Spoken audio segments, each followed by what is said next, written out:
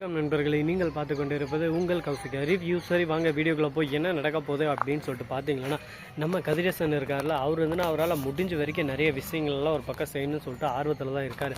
அவர் செய்யக்கூடாதுன்னு இல்லைங்க, அவர் செய்கிற ஒவ்வொரு விஷயம் ரொம்பவே ஒரு பக்கம் கொடூரமாக இருக்குது. எப்படியாவது வெண்பா என் பேத்தி என் கூடியே இருக்கணும், அதுக்காக நான் எந்த எல்லைக்கு வேணாலும் போவேன். இப்போ விஜய் உயிரோடு இருந்தால் மட்டும்தானே அவங்ககிட்டக்கு போவா. விஜயை கொண்டுட்டா அதுக்கப்புறம் எப்படி வெண்பா அவங்ககிட்டக்கு போவா. இந்த தீர்ப்பே விஜய்க்கு சாதகமாக இருந்தாலும் இதுக்கு மேலே விஜய் நான் சும்மா விட்டாய்க்க மாட்டேன். ஏன்னா போகிற போக்க பார்த்தா எல்லாமே எனக்கு எதிராக இருக்குது. அந்த தேவசேனா ஒரு பக்கம் ரொம்பவே துள்ளுறான், அந்த துள்ளல் எல்லாமே ஒரு பக்கம் குறைக்கணும் அப்படின்னு சொல்லிட்டு ஒரு பிளான் பண்ணார். என்னன்னு சொல்லிட்டு பார்த்தீங்கன்னா, இவங்களை மயக்கமடைய வச்சு கோர்ட்டுக்கு வரவிடாமல் பண்ணலான்னு சொல்லிட்டு. ஆனால் அது எல்லாமே தவிடுபடியாக்கி கோர்ட்டுக்கும் வந்துட்டாங்க. இதுக்கு மேலே விஜயை தீர்த்து கட்டுறது தான் ஒரே வழின்னு சொல்லிட்டு ஜெயிலில் இருக்கிற இவங்க யாரானா ஆளுங்க மூலியமாக தீர்த்து கட்டிடலாமான்னு சொல்லிட்டு பிளான் பண்ணுறாங்க. ஆனால் இந்த விஷயத்தை காற்றோட, ஏன்னா காற்றுக்கடா காது இருக்குன்னு சொல்லுவாங்க, அது போல் நம்ம வெண்பா தூங்கிட்ட மாதிரி படுத்துட்டு இருக்காங்க. அந்த சமயத்தில் நம்ம கதிரேசன் ஃபோன் பண்ணி பேசினு இருக்காரு. இந்த விஷயத்தை தெரிஞ்சுக்கிட்ட நம்ம வெண்பா இந்த தகவலை உடனே தாத்தா போயிட்டதுக்கப்புறம் அன்னப்பொண்ணுக்கு ஃபோன் பண்ணுறாங்க. அன்னப்பொண்ணுக்கிட்ட எல்லாத்தையும் சொல்கிறாங்க. மல்லிகிட்ட சொல்லி உடனே பார்க்கணும் இந்த விஷயத்தை தேவசேனா கிட்ட சொல்லி தேவசேனா விஜய்க்கு இன்ஃபார்ம் பண்ணிடுறாங்க. எந்த ஒரு விஷயமா இருந்தாலும் கரெக்டாக கலந்துரையாடல் பண்ணிட்டு அதுக்கப்புறம் எந்த விஷயம் இருந்தாலும் இறக்கு அப்படின்னு சொல்லிட்டு. அது மட்டும் இல்லாமல் விஜய்க்கு பாதுகாப்பு வேணும், விஜயை கொள்றதுக்கு திட்டமிட்டுன்னு இருக்காங்க அப்படின்னு சொல்லிட்டு கோர்ட்லேயும் போய் ஆர்டர் வாங்கிடுறாங்க. அவருக்கு தனியாக போலீஸ் பாதுகாப்போடு அவருக்கு எல்லாம் இருக்கணும்னு சொல்லிட்டு. இதை பார்க்கும்போது நமக்கு ஒரு பக்கம் ஆர்வமாக இருக்குது. வாவ், இந்த அளவுக்கு ஒரு பக்கம் விஜயை காப்பாற்றுறதுக்கு போராடுறாங்களே.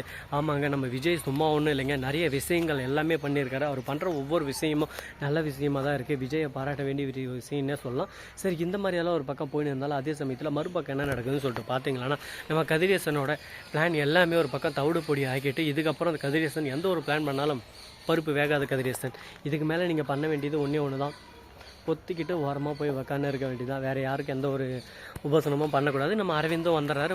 மல்லிகிட்ட நீங்கள் சொன்னது எல்லாமே நான் பண்ணிட்டேன், இதுக்கப்புறம் ராஜேஸ்வரி ரஞ்சித் இவங்க 2 பேரும் வரமாட்டாங்க. அப்படி என்ன பண்ணாங்க அப்படின்னு சொல்லிட்டு பார்த்தீங்கன்னா, நம்ம அன்னபூர்ணி இருக்காங்கல்ல, போகிற வழியில் அப்படி ஓட்டுன்னு ஒரு சண்டையை கிளப்பிடுறாங்க. அந்த சமயத்தில் நம்ம அன்னபூர்ணி டிராஃபிக் ஆகிடுது ஃபுல்லாக. என்னடா இது, நம்ம கோர்ட்டுக்கு போகணும், டைம் ஆகுதுன்னு சொல்லிட்டு ராஜேஸ்வரியும் மறுபக்கம் ரஞ்சிதமும் கீழே இறங்கி வராங்க. இறங்கி யாரையாவ ஒழுங்காக சண்டைன்னா ஓரமாக போய் போடுறேன், ரோட்டில் யாரையும் நான் போட சொந்து அப்படி இப்படின்னு சொல்லிட்டு திட்ட ஆரம்பிச்சுறாங்க. உடனே பார்க்கணுமே, அடடே ரஞ்சிதம் ராஜேஸ்வரி வா ராஜேஸ்வரி, இவெல்லாம் ஒரு ஆளுன்னு சொல்லிட்டு இந்த எலி குஞ்சு என்ன திட்டுறா ராஜேஸ்வரி, இவ்வளோ சும்மா விடக்கூடாது, நீ ஸ்டைலில் 2 கேளு ராஜேஸ்வரி அப்படின்னு சொல்லிட்டு சொல்ல. உடனே ராஜேஸ்வரி பார்க்கணுமே, என்னடி உனக்கு பிரச்சனை, நான் எதுக்கு பேசணும் அப்படின்னு சொல்லிட்டு சொல்ல. இவன் தான் என்னோட குரு, முடிஞ்ச இவன் மேலே கையை வச்சுட்டு என் மேலே வெடி அப்படின்னு சொல்லிட்டு உஸ்பேத்தம் தான் அங்கே எல்லா பொம்னாட்டியும் சேர்ந்து ராஜேஸ்வரி ஓம குத்த ஆரம்பிச்சுறாங்க. ஏன்னா நம்ம அன்னப்பொண்ணி வாண்டடாக சண்டைக்கு போக மாட்டாங்க. அவங்க சண்டை போடுறாங்களோ அவங்ககிட்ட ஆல்ரெடி பேசி வச்சுட்டு இருக்காங்க. அவங்க அப்படியே குத்துற ஒவ்வொரு குத்து பார்க்கும்போது சந்தோஷமாக இருக்கும். ஒரு பக்கம் இந்த மாதிரி ஒரு இது என்னைக்கு நடக்கும் நிகழ்வு, அதை பார்த்து என்னைக்கு சந்தோஷப்படுவேன் அப்படின்னு சொல்லிட்டு ஆவலோட காத்துன்னு இருந்தால் அது நடந்துருச்சுங்க. இதை பார்க்கும்போது ரொம்ப சந்தோஷமாக இருக்குது. நம்ம ராஜேஸ்வரி இருக்காங்களா, அவங்க ஓம்ப குத்து வாங்கிட்டு இதுக்கப்புறம் இந்த பக்கமே வரமாட்டேனா, எப்பா என்னை ஆளை விட்டுருங்கடா, உங்களை நம்பி வந்ததுக்கு என்ன பண்ண முடியுமோ சிறப்பாக செஞ்சு என்னை ஒரேடியாக அனுப்பிச்சி விட்டீங்க அப்படின்னு சொல்லிட்டு வேதனையில் இருக்காங்க. அதே சமயத்தில் கரெக்டாக நம்ம ரஞ்சிதா இருக்காங்களா, அவங்க அரவிந்த் கூட இன்னும் க்ளோஸ் ஆக ஆரம்பிக்கிறாங்க. அரவிந்த் ஒரு பக்கம் என்ன ரஞ்சிதம், இப்போ உன்னோட பேச்சு பாவனை எல்லாமே ஒரு பக்கம் டிஃப்ரெண்ட்டாக இருக்குது அப்படின்னு சொல்லிட்டு சொல்ல. ஒன்றும் இல்லை அரவிந்த், நீங்கள் சொன்னது எல்லாமே நான் யோசிச்சு பார்த்தேன். இனிமேல் விஜய்க்கு ஆதரவாக நான் இருக்கேன், விஜய்க்கு எதிராக யார் சாட்சி சொல்ல வந்தாலும் சரி இந்த சாட்சி செல்லாது அப்படின்னு சொல்லிட்டு ரஞ்சிதாவே வாட்டடாக போயிட்டு இந்த கேஸை உடைக்கிறாங்க தூளாக. இந்த கேஸுக்கும் விஜய்க்கு எந்த சம்மந்தம் இல்லைன்னு சொல்லிட்டு சொல்கிறாங்க. இதை தெரிஞ்சுக்கிட்ட நம்ம ராஜேஸ்வரிக்கு பக்குன்னு ஆயிருது ஒரு பக்கம். என்னடா இவ திடீர்னு இந்த மாதிரி மாட்டாளேன்னு சொல்லிட்டு.